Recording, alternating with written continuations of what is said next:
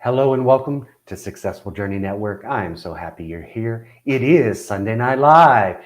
It is so good to have you here. This is the spiritual side of SJN, and I will be posting each Sunday just a little study, a little tidbit, hopefully, that you will find something good here. It will hopefully help you awaken and become conscious of what's happening in yourself. So, tonight we are going to be talking about the God power in you. You know, every man is a potential Christ. Every man has an inherent God power within them. And how could this God power be used other than through God's thoughts? Since it would be impossible for a person to act as an intelligent being unless they could first think, the very idea of a person it supposes a center of consciousness, a center of thought activity. This study has revealed that the center of God's activity within each one of us is complete and unique. It's a unique manifestation of the parent mind, the one mind. That power of God does actually exist in each one of us. You know, it has a basic proposition in our we have a basic proposition in our philosophy, if I could say it. You know, we live in a mental or a spiritual universe, and that things can be resolved into thoughts.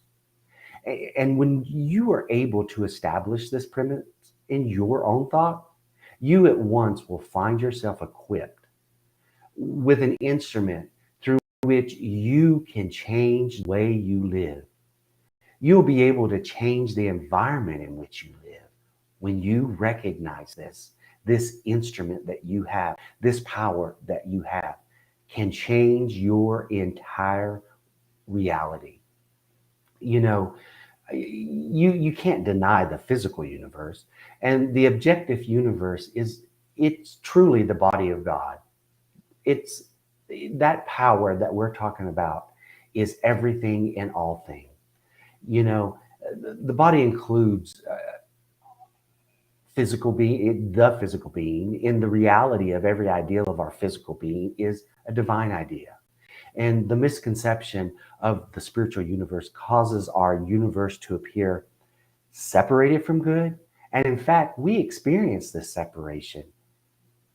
But that which is a fact in experience, you know what? It doesn't make it true in principle. You know, you take bondage. Bondage cannot be conceived by God, by the divine. And yet we all know that bondage is a part of man's experience. And in trying to seek a solution for the significant enigma, we must either conclude that there is this ultimate good or an ultimate evil in the universe, or we must conclude that there is but one ultimate, which is good. And that's what I choose. I believe in one ultimate, which is good, which is God, which is that power, which is our source, which is that energy, which is that keeps this universe in motion. And that this ultimate, by its very nature and by our very nature, is compelled to appear to each one of us in the form of our belief. And if you can accept this proposition, it will be easy enough for you to see how it is the false belief that binds humanity. It's those old false beliefs that we need to get rid of because it's keeping us bound as the people of God.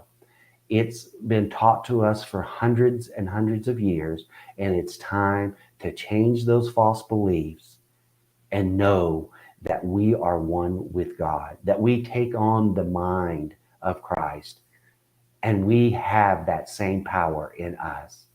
And if that which binds is a false belief and not the truth, then you know what? You can see why Jesus told us that our knowledge of the truth would produce freedom. He did not mean that knowledge of the truth creates freedom, but that the knowledge of the truth, it makes us free by aligning us with that which was never bound. It makes us free by aligning us with His power, with His thinking, with the one mind. If we accept this conclusion is true, it follows the divine creative principle is already perfect, having neither confusion nor chaos within it.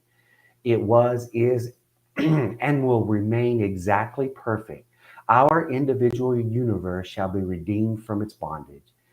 And to such a degree as we become actively conscious of the truth of our being, we must use this law as a law of liberty, or else we shall be using it as a law of bondage. We have the ability to be free, to be powerful, because we move, live, and have our being in God.